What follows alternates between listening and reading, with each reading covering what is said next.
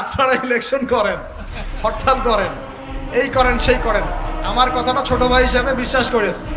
আমি কোনো দলের মানুষ না, আমি সবার শুভাকাঙ্ক্ষী। এই বাংলাদেশ ঈসা আলাইহিস সালাম শাসন করবে, এই ভারত ঈসা আলাইহিস সালাম শাসন করবে, এই জেরুজালেম ঈসা আলাইহিস সালাম শাসন করবে, এই আরবের যত কান্ট্রি দেখতেছেন সবগুলো ঈসা আলাইহিস সালাম শাসন করবে। তার আগ পর্যন্ত আপনারা এই খেলা চালাইতে থাকেন, কোনো লাভ নাই, আস্তে আস্তে সব শেষ হয়ে যাবে। এখন একটা মজার প্রশ্ন, এই প্রশ্নটাই শেষ করি।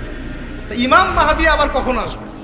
আমরা তো বুঝলাম ইমাম মাহদী আসবেন, তারপরে দাজ্জাল, তারপরে ঈসা আলাইহিস সালাম, তারপরে খেলাফত, এই তো।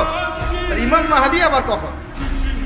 আমাদের বুয়েটের মাহদী বের হয়, পাঞ্জাব থেকে মাহদী বের হয়, হ্যাঁ, বাংলাদেশের ওই কোনায় মাহদী বের হয়, সৌদি আরব থেকে ওই কোনা থেকে মাহদী বের হয় না? খুব ভালো করে মনে রাখবেন, যতক্ষণ এই বিশ্বে একটা মালহামা না হচ্ছে মাহদী আসছেন না। কথা ক্লিয়ার? এই বিশ্বে যতক্ষণ একটা মালহামা না হচ্ছে মাহদী আসছেন না। তিনি আসবেন ফাতিমা রাদিয়াল্লাহু আনহার বংশ থেকে। কার বংশ? তার আসল নাম মুহাম্মদ। কি নাম? তার নাক উঁচু, নাক একদম উঁচু, খাড়া, কপাল চওড়া, চেহারার গড়নটা আমাদের নবী সাল্লাল্লাহু আলাইহি ওয়াসাল্লাম।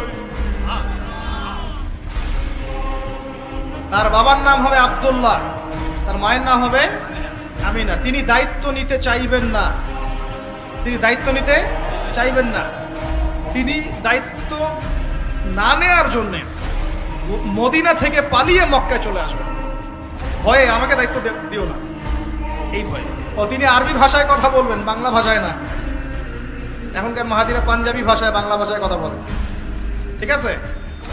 এবং এই কাবা ঘর যেটা আমরা তাওয়াফ করি, এখানে যে হাজারে আসওয়াদ আছে না, আর এই যে হাজারে আসওয়াদ আর মাকাম ইব্রাহিম, এই দুটো জায়গার মাঝামাঝি মানুষ তাকে চিনে ফেলবে, এই তো মাহদী। তার হাতে মানুষ বায়াত নেবে 313 জন। কতজন?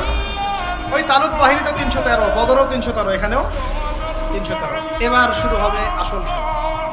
এবার প্রথমে ওই আরবেরই একটা গোত্র, বনু কালব। কোন গোত্র? এই বনু কালব এই ইমাম মাহদীর বিরুদ্ধে যুদ্ধ করে, আল মাহদী এই যুদ্ধে জয়লাভ করবেন।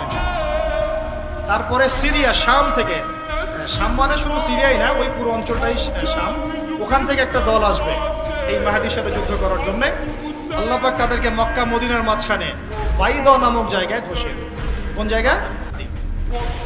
কথা বুঝতে পারছি? এরপরে মুসলমানদের আর কোনো পতন নাই, আর পিছনে ফিরে তাকানোর কোনো সুযোগ নাই। মুসলমানরা আর মাথা নিচু করবে না ইনশাল্লাহ কোনো দিনের জন্য। তারপর চলতে থাকবে খালি ইসলামের বিজয় আর বিজয় আর বিজয় আর। আল্লাহু আকবার। এভাবে চলবে। তবে মাহদী কখন আসবেন? আগে মালহামা, তারপর মাহদী। মালহামা কি তাহলে? এটা হচ্ছে একটা বিশাল যুদ্ধ। এটা কি? কেমন যুদ্ধ? নবীজি বলেছেন, এই রোমকরা, ইউরোপিয়ানরা তোমাদের সাথে অচিরেই চুক্তি ভঙ্গ করবে এবং 80টা পতাকা নিয়ে তোমাদের বিরুদ্ধে ওরা যুদ্ধ করবে। এই মালহামাটা হবে ইরাকের ফোরাত নদীর নিচেই হোক আর পাশেই হোক, আল্লাহ ভালো জানেন। ওখানে সোনার পাহাড়কে কেন্দ্র করে। কি কেন্দ্র করে? এই সোনা মানে সত্যিকারের সোনাও হতে পারে, অথবা তেলও হতে পারে, আল্লাহ ভালো জানেন। তেল তো এখন সোনার জায়গা দখল করেছে, করে নাই? এই বিশ্বে তো সোনা চলে না, কি চলে? তেল। তো এটাকে কেন্দ্র করে যুদ্ধ হবে। নবীজি বলেছেন ওই যুদ্ধে এত ভয়াবহ হবে যে 100 জন যোদ্ধার মধ্যে 99 জনই মারা যাবে না। একটু মাথা খাটান যে এমন কোন যুদ্ধ কি হয়েছে পৃথিবীতে যেটাতে 100 জনের মধ্যে 99% মারা গেছে? তার মানে এটা হয়নি এখনো।